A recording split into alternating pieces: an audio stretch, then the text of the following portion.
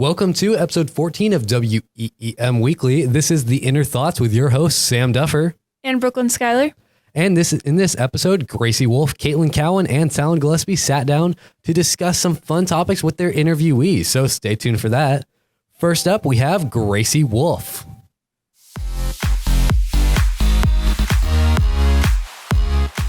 Welcome back to another WEEM Weekly episode. This is segment 1. I'm your host, Gracie Wolf, and I am here with Mary Kennedy, Hi. who is a part of SAD. Thank you so much for being here with me. Thank you. So let's kick it into gear here. So what does SAD stand for? So SAD is Students Against Destructive Decisions, but a few years back it changed. So it used to be Students Against Drunk Driving, but throughout years and how things have changed a lot, SAD as a whole decided to change it to kind of broaden what we're able to talk about and the topics we hit. Nice. I love that it evolved because destructive decisions always, kind of evolve over the years. Yeah. Like back in the 50s, it was like smoking. Now it's like vaping and a few other things. Yes. So love that for you. So my second question for you is, what is SAD's purpose? So SAD goes around to different elementary schools, or we do different events, kind of spreading the word about how destructive decisions can affect people's lives. So basically just we cover drinking and smoking and how that can affect you in your future, but we also go over different health topics. Some teachers have asked us to go over self-harm and just mental health, things that are destructive that are affecting yourself, but also the people around you.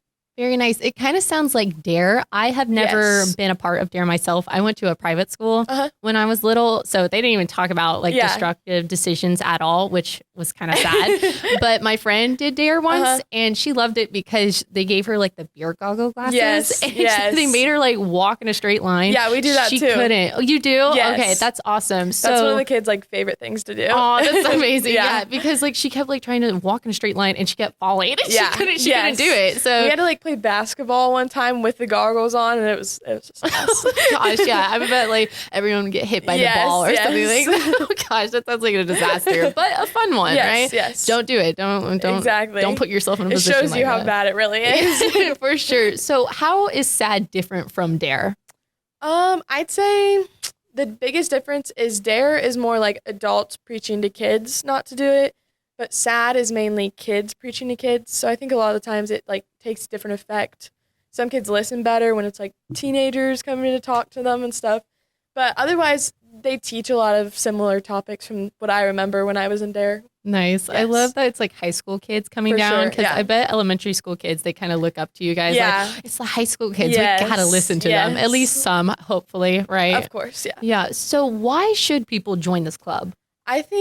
So I joined SAD. I'm a sophomore, so I've been in it for 2 years, and it's really just cool seeing how well you can affect kids' lives. So my mom's an elementary school teacher, so I was able to go to her classroom and kind of talk to them, and they just love to listen, and I think my favorite part is probably questions, because when they ask questions, they're they're actually paying attention and just trying to learn new things, and it's really cool to be able to teach them better decisions for their future. Oh, that's awesome. I love that. So speaking from your perspective, how or why did you join the club? I actually joined because my sister was in the club before me. So she just graduated last year, but she had been in the club all 4 years through high school. So I was I'll join too. And I remember in elementary school, we do it a little different now, but they would come and we would all be in the gym and they would do it. And they gave us duct tape seatbelts. And I remember I didn't get a duct tape seatbelt one time, and I was so sad. So now I make sure to give every single kid one.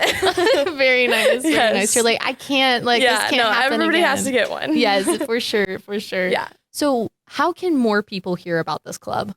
Honestly, I think just things like this, I only knew it because of my sister. I feel since we clubs aren't always so talked about at our school, and they're only really on that page list, just people talking about it, word of mouth, things like that. Very nice. Yeah. So as you said, you are obviously a member of SAD. Yes. What are some of the benefits of being a part of this club? Some benefits would be, like I talked about earlier, just helping the kids and stuff. It's obviously, I've learned a lot throughout it too. We talk a lot about statistics and stuff and things that I would have never thought of before. And as I'm teaching the kids, I'm also learning. So that's nice. That's really nice. Yes. It kind of reminds me of radio because like here it's like a work-based classroom. Yeah. So we always like come in and start like learning ourselves and we help teach others. Yeah, so it's really cool. Yeah. So I love that both of our clubs / like class here is like very like interactive and you're always learning because it's important to learn. Yes. So you talk about like younger kids and helping them. So why is it important for kids to learn about destructive behaviors? I feel like if you're taught things from such a young age, you're going to grow up and remember those things and learn them. But if you're only being taught this in high school, you may not like listen to it as well or already be making destructive decisions. Because we hit the elementary schools mainly. And as they're on their way to middle school, I mean, they could be making bad decisions in middle school too. So it's nice to be able to talk to them in elementary school as they're younger and they just learn and they know the things that are affecting people and stuff. Very nice. Yeah. Yes. I for sure think that a ton of younger kids should know about it because I think that, like you said, they ask questions because them themselves, they have no idea. Yeah. Like, I think sometimes kids are in the dark and I love your club because they help like bring those to light. For sure. So what destructive decision do you highlight the most? Recently vaping, just because it's become such a big thing, even in like middle schools. And unfortunately, I've heard of stories in like intermediate schools. So as we hit like the topic of vaping and how much it can affect you and your future, it's just nice to be able to tell those kids that before they get into kids trying to pressure them into it. And it's also a lot of the time kids bring up their parents and like, oh, my parents smoke, my parents text and drive. So that's what like most of the questions are about. And that's really hard to hear because those kids don't usually like it.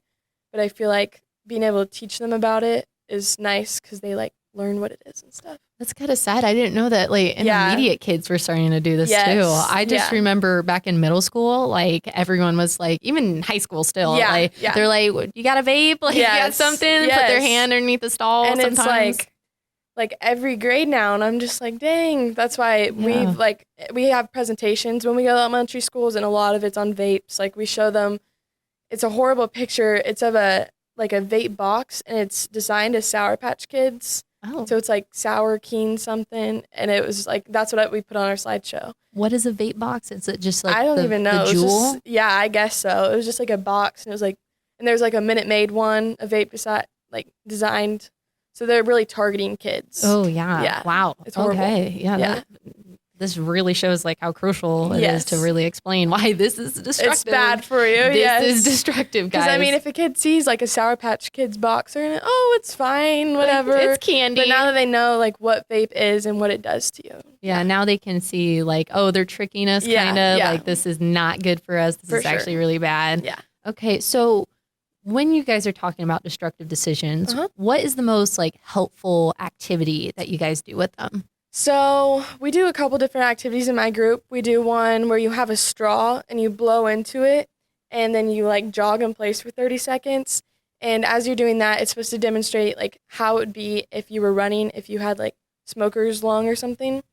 And that one, they kind of just treat as a fun activity. I hope some of them realize. The duct tape seatbelt is always a good one. They learn seatbelts are so important. We preach that too.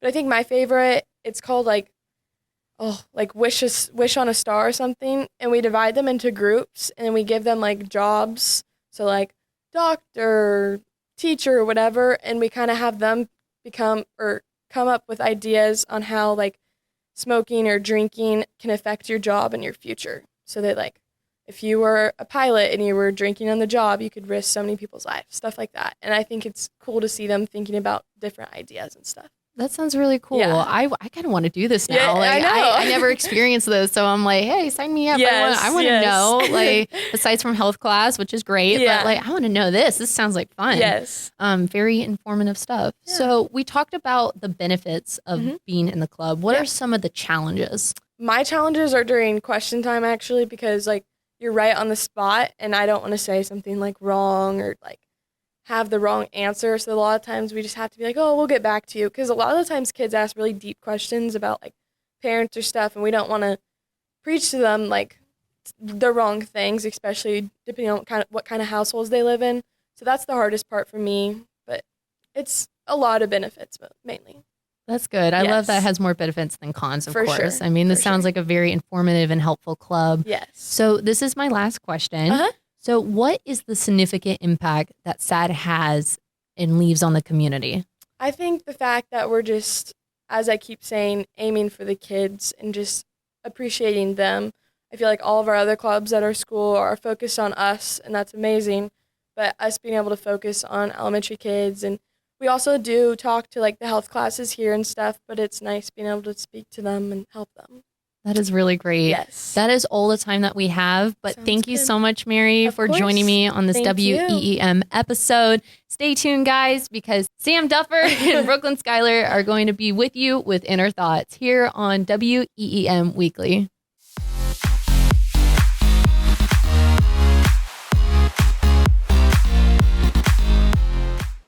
That was Gracie Wolf with Mary Kennedy.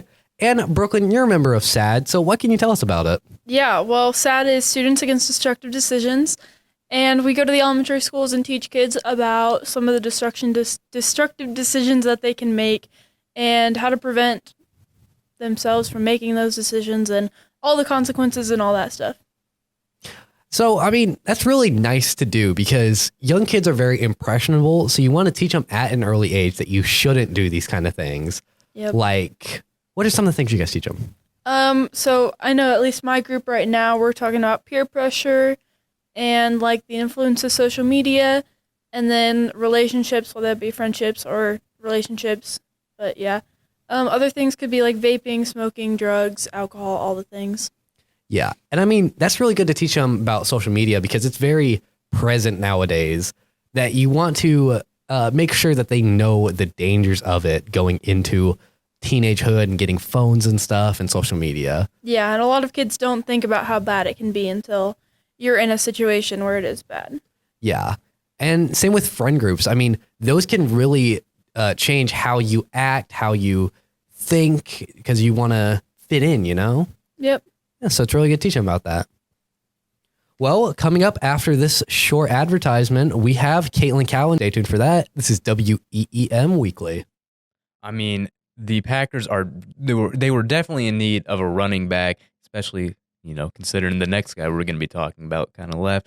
But, 26 years old, he had 805 yards, six touchdowns, and now he is signing for 4 years for $48 million for a running back. Way to get a bag. Like, yeah.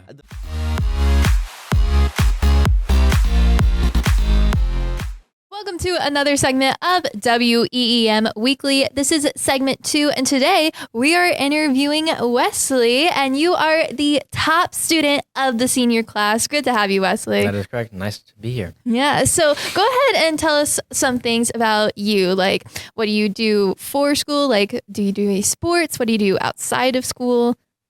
Sure. So in school, I am a 4-year member of both the baseball and the football team. I'm a part of Beta Club and National Honor Society.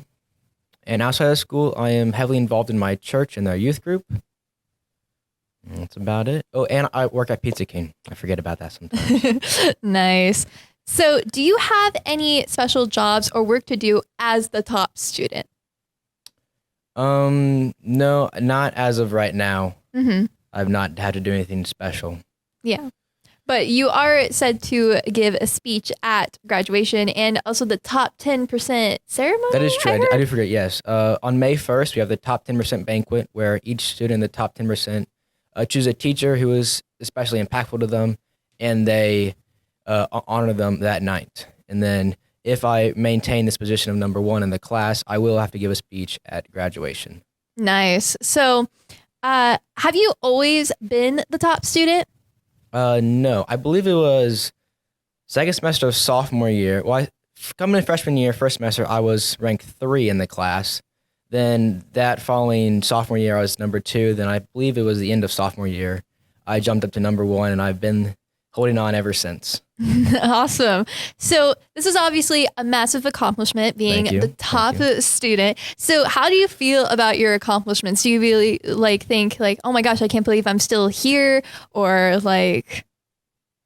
I'm quite excited that I've been able to hold on to it for such the time I have, because a lot can happen in 2.5 years. So right. Yeah. I'm quite glad I am held on to it, but Yeah, I'd say it hasn't really felt like it's like real. I haven't a lot of my stuff to think about too much till I've got closer because I'm like a lot can happen. So I try not to get my hopes up. But now I'm kind of on the home stretch now, if you can say so. It's exciting, especially for like finals. Finals is like the final round and everything.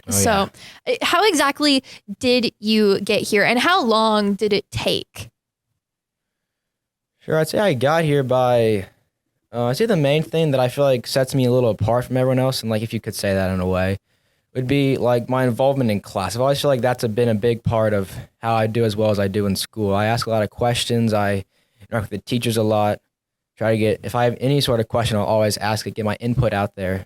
I feel like it helps to refine like my knowledge of the curriculum and make sure I am on the right track and I actually know what I'm doing and not just, because you can fake along as much as you can, but then come test time, you don't always know what's happening. But I feel like the more questions I ask and the more I pay attention in class, the better I do. Yeah, overall. for sure. And like, it's also important for the teacher's job to like make sure that you are doing everything correctly. Cause I mean, it's not usual for some teachers.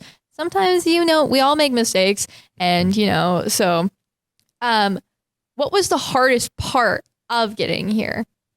Sure. I'd say the hardest part would be the classes I've had to take. Just the sheer number of the challenging classes, because some classes are weighted more than others. You have to take those if you want to be towards the higher ranks of the class. So each year consistently, I've chosen to take the more difficult weighted classes. So each one individually isn't a terrible problem, but when you add them all up together and they accumulate, that's why I say the biggest issues come from, is all the workload I have to do to keep up with them. Yeah, and so you take almost all AP classes. So what are those classes that you take? This year I'm in AP Bio, AP Calculus, AP Government, and then AP Lit. Yep, AP Lit. Wow, sounds really challenging, but it does make sense because you can't just be the number one student by taking the easiest classes. I mean, that's not really a challenge, and how to prove yourself that you are the top of the class. Definitely taking harder classes would definitely prove that position for you. I agree. So, so you said you were heavily involved with your church, and that's like a part of the community that you're involved with. So what exactly do you do for them? Sure. So about every other Sunday morning, I help to run slides for the main service. And then I help out since a senior, I help out with our youth group Sunday night. Oh, okay. I'll help out to be like kind of a student leader type of deal. Nice. That's very important to have those kind of leadership positions, because in the real world, you may get there as well. So I could definitely picture you as a leader of some type for anything, really. So what are your plans for after high school? As of right now, I plan on going to Purdue, the honors college, on a pre-med track. So I'm not sure exactly what I'm going to do with that once I get into medical school. It's kind of still up in the air. But that's the plan as of right now. That's really awesome. We have a lot of people, I've been noticing a lot of people wanting to go into the medical field. And that makes me so happy, because we need those kinds of people, especially nowadays. We need a lot of like medical professionals and all those kinds of people. So how do you feel about giving a speech so you're giving a speech on the 10% award ceremony. So how do you feel about that one specifically? Oh, that one I'm not too worried about, because they don't expect. Well, I've been told that you're assume that you're going to just read right off the thing you write down. Yeah. That one shouldn't be too bad, because if I ever get nervous, I can just look down at my paper and then we'll be all right. But I'm still not a huge fan of public speaking, so I think it'll be a good test run for in case I do be number one. That way I'll have a little test run for graduation. That's what I'm viewing it as. Yeah. So how do you feel about like maybe doing the graduation speech? Not that excited, honestly. I think it'll be all right. I think when I get up there, I'll be okay. But I think the few days leading up to it is not going to be a fun time. A lot of nerves. You just got to practice. I mean, coming from a performer myself, I always constantly practice what I'm going to say and how I'm going to say it. And, You'll be fine. I hope so. So what would you say to your younger self about how you got here? Because once again, it's a massive accomplishment being the number one student so far. What would you say to your younger self about that? I think I'd probably tell them, just remind them that to not take things too seriously, but to not put too much emphasis on one bad grade or one bad class. Yeah. That eventually it'll all even out. And if you focus too much on the one bad class, or say you mess up on a test and you got a bad grade, you focus so much on that, it's going to affect the next test and the next class and the day. For sure. Just to keep focusing on the moment, live in the moment, and not in the past or the present. Yeah, for the future, not present. Live in the present, not the future. Sorry. No, you're good. So, and have you noticed from any of your like friends or like anyone that you know that like, oh, he's the number one student and everything has changed for you? Like, has that changed yourself personally? I don't think it's changed me that much, at least not with those people who like my good friends who really know me. Maybe a couple people in the hallway will be like, hey, I know like you're really smart, top of the class, but all my good friends I've been friends with long before I was number one, it's all the same. Nothing really changed when. Yeah. That's great because, like, you know, there's a lot of jealous people who are like, oh, I wish I could be top of the class. But, like, it's good that you haven't changed yourself and become into, like, a cocky person because no one wants that personally. No. Try to avoid that. Yeah, exactly. My last question for you is, what would be the number one thing to tell your fellow classmates? Just give us a summary of, like, what you're planning for your speech. If you continue to be the top student all the way till graduation, what would you say to your classmates right now? Sure. I think I'd say a similar thing to what I would say to my younger self. The thing of you can't let one bad moment get you down. There's always going to be future opportunities where you can make up the mistake. Say you made a mistake, you make it up. You'll always have a second chance to overcome the adversity you face, and just don't live in the past, then you'll miss the present, you know? Yeah. Live in the moment. Very surreal. Well, unfortunately, that is all the time we have here today. Thank you so much, Wesley, for coming. And Absolutely. So yeah, back to Brooklyn and Sam.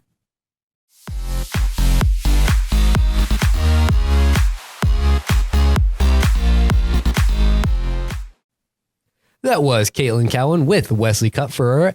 And, you know, that's a great accomplishment to be the number one student of the senior class. I mean, he's worked really hard to get there because there's a lot of bright students in the senior class. So that's really good for him. Wouldn't you say, Brooklyn?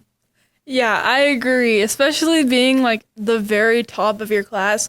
I mean, that's going to be huge. I know some really smart kids, even in like our sophomore class, and they're still like top 10, not even like top 5.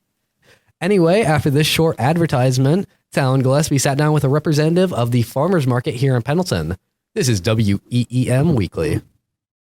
Hello, I'm Nate Haw, and I am the owner of Ohana. Ohana Lulu we actually started as Ohana Donuts and Ice Cream, but we changed the name to Ohana Lulu because of a trademark issue that we ran into for the name Ohana. But it really started as a love of donuts for myself and really wanting to have a donut shop, and I was just trying to think of what would go well with donuts, and I thought ice cream made it so that we could be open all day long, and so I just kind of concocted this concept by looking at other donut shops, ice cream shops, and kind of putting them together. So here at Ohana, we offer custom donuts where you get to choose your icing and topping for your donut.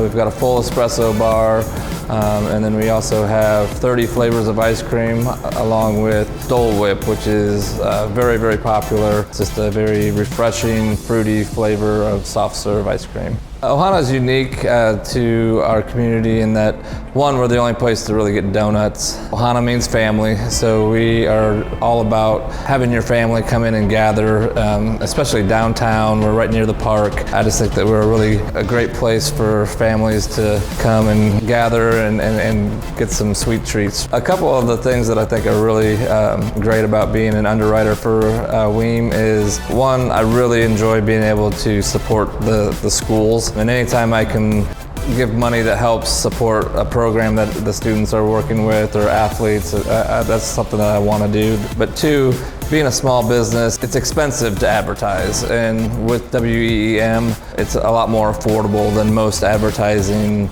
that you can do out there. I would say our message to the community is we are part of the family of the community. So in Hawaiian, ohana means family, but it also in the larger sense means community. So that is, we have a greater purpose, I think, than just being a donut shop or an ice cream shop. I think we want to be involved with the community and really give back. And I think that's something that we do a good job of and hope to for years to come.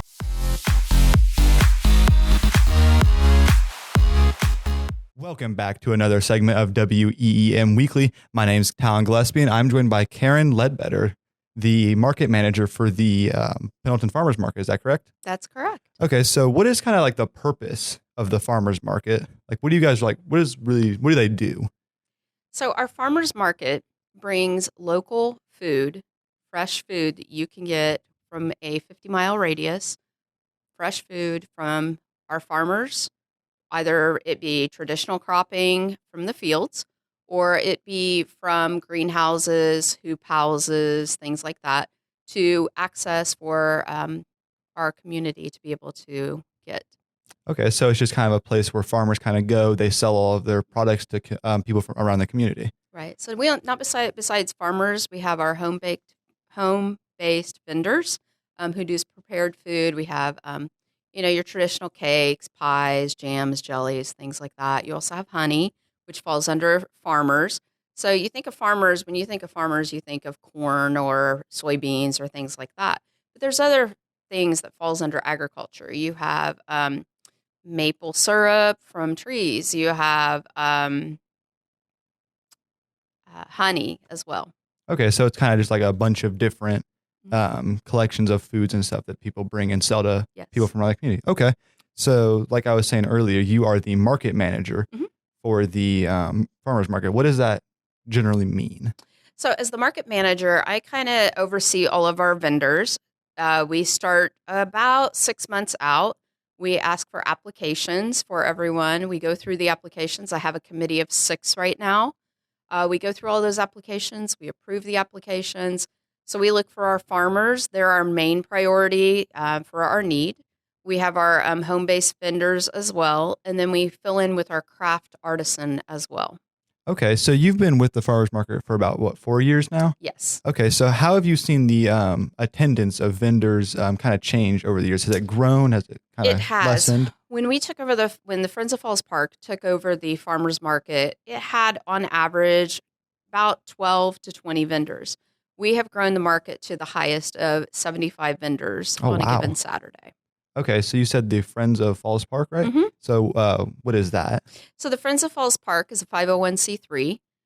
We are kind of the extended arm of the park board, the Pendleton Park Board, and we are there to promote, I have to think what it is, protect, provide, promote the park for future generations. Okay. So you kind of already answered my next question about how many vendors show up. How many people normally show up to the farmers market? In May, we have, last year was probably our biggest May that we've had in a long time. We counted around 3,000 people in May. We do see a dip off with school ending in July and August, and then it begins to grow again in August and September. Okay, so the summer months are kind of like low months, and then during school and kind of when school's starting up, that's when you really have all the people showing up. Okay. It helps because we have soccer and football there, so they come and they shop in between matches and games. Right. Okay, so what's your main strategy for marketing the farmers market? Our main strategy, we market through Facebook, Instagram, Threads. That's our main one. We also go through the Pendleton Chatter page and through other outlets that way as well. We also market on our Friends of Falls Park page. Okay, so it's a lot of on social media type stuff. Where can people find all of this social media? What are your guys' Our handle? Yeah. So our handle is Pendleton, Indiana Farmers Market. Okay. And when will the farmers market actually be open? What days? We run from May through September. We're every Saturday with the exception of Heritage Fair Weekend, which is September the 7th. We are open from 9 a.m. to 12:30. And we are located from the main entrance of Falls Park to John Street. So yes, we stretch from the main entrance. We shut it down about 7 o'clock in the morning. We don't open that up till about 1:30 in the afternoon.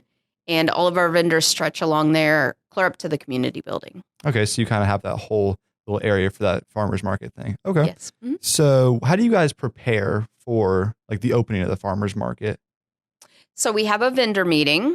Okay. And it's mainly for our new vendors to come in who has never done our market before to kind of understand our layout, or it's even for some vendors who have never even done a farmer's market before as well, to understand our rules and our regulations for setup times, tear down times, where their booths are going to be located, and how things are handled on a daily basis. But leading up to it, like I said, we pull in the applications, we go through all of those, and we try to look for a well-balanced group of vendors for people to shop from. Okay, so you just kind of meet up with all the people that are going to attend and just kind of make sure everyone knows what they're doing. Correct. Okay, so besides obviously, agricultural corns and all that stuff, what else is sold there? So we have corn, which a lot of people come in May. They're expecting sweet corn. I can tell you right now, sweet corn is not until the middle of July. So you're going to have early on, you're going to have your root vegetables. You're going to have your beets. You're going to have your carrots, onions, things like that. Then as we start moving into June, you're going to see asparagus and things like that. Your berries coming into July. It just varies, things like that. So at ours, we have everything. We have sweet peppers. We have bell peppers. Sweet corn, peas, you name it, just about any fruits or vegetables that we have at the market. Baked goods, we have cupcakes, cinnamon rolls, anything that you can think of at the market as well. Okay, so you guys just have a group of like everything you can find. Mm-hmm. Do you guys sell anything besides food there? Is there any? We do. So, like I said, our artisans with all of their arts and crafts that they have, you can get pillows that are handmade. You can get aprons, various things like that. We have a smith. I'm trying to think what she actually calls hers. It's like steel work, smith working, I think is what she calls it, where she actually takes metal and bends it into objects. Okay, and that's the Smith like family farms, like the store No, here. No, that's the title of what her craft is called. It's like smithing, Smith metalworking, something like that. Is what okay, I got you. I thought you were talking about the smithing, like Smith family farms. No. Okay, so do you guys host any events besides the farmers market?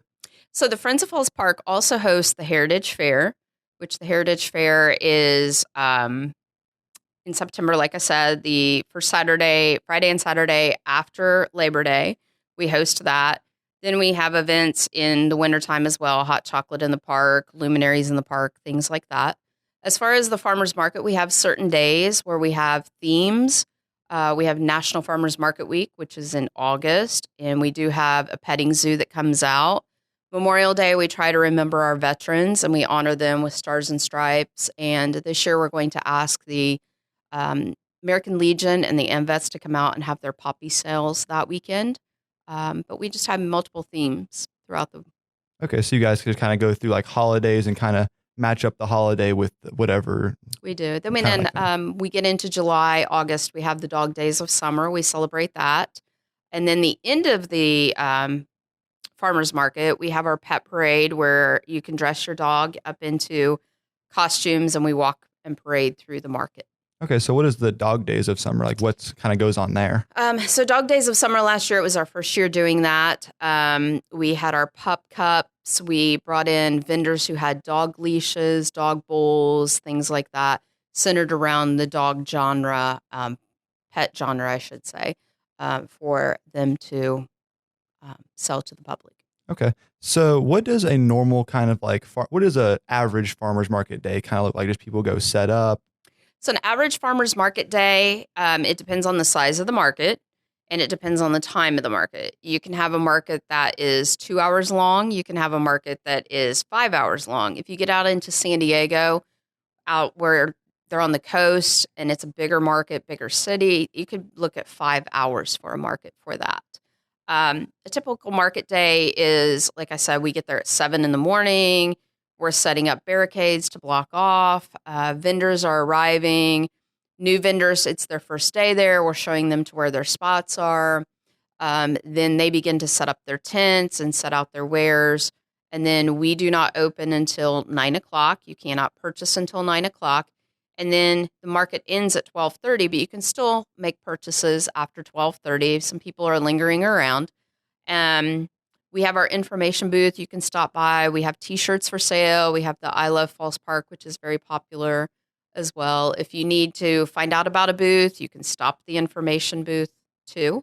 We have community booths that are there too. So we open those up for our nonprofits and community organizations.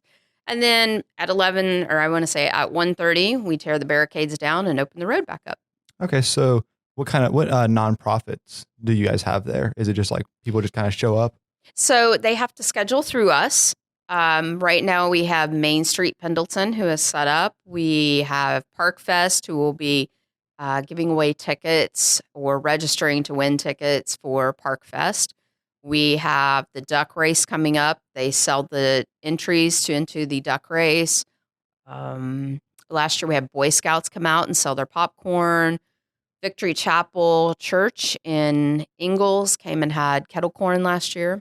Just all different varieties. Okay, so you just have anyone who wants to kind of be there, just go schedule, and then they have a little community booth. They have to schedule, but we have to verify them to make sure that they fit into the categories. Yes. Okay. Well, that is all the time I have for this episode. Thank you so much for joining me. And up next, we have Sam in Brooklyn.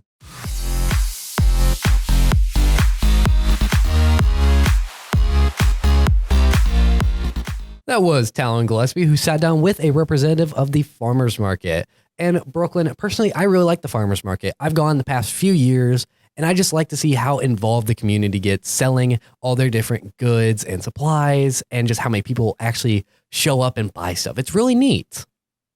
Yeah, I've never been to the farmers market around here, but I do go to this little fair thing that they have in Jay County at their high school for the charity that I run with my family, and it's kind of like the same thing where you get to go around to all these different booths and buy things, and then we get donations from those booths, and then we sell them in an auction. So I've kind of been to something like that, but not been to the one here. Yeah, I mean, it's almost like in Etsy in person. It's like Etsy in person. You know what I'm saying? It's just different goods, like engraved wood. Sometimes it's custom made clothing, and it's just stuff you'd find on Etsy, but they're selling it in person, which is kind of nice to have that person-to-person contact, you know? Yeah, for sure. Especially since, I guess with Etsy and all these other websites, I guess that you don't know where it's coming from, but it's kind of cool to see that people are coming from local areas. Yeah, and you make sure it's genuine because, with Etsy, it's a picture. You can't confirm it's actually that. That's what it is. But when you get it, when you're seeing it in person and buying it, you know what you're buying is this, which is really nice. But that will do it for the Inner Thoughts this season, actually. The next 2 episodes will not have the Inner Thoughts, but do stay tuned. In 2 weeks, episode 15 will air, which is a really exciting episode that will be the seniors episode. So stay tuned for that. You'll hear from all of the radio seniors. I've been Sam Duffer with my co-host, Brooklyn Schuyler. and this is the Inner Thoughts on 91.7 WEEM Weekly.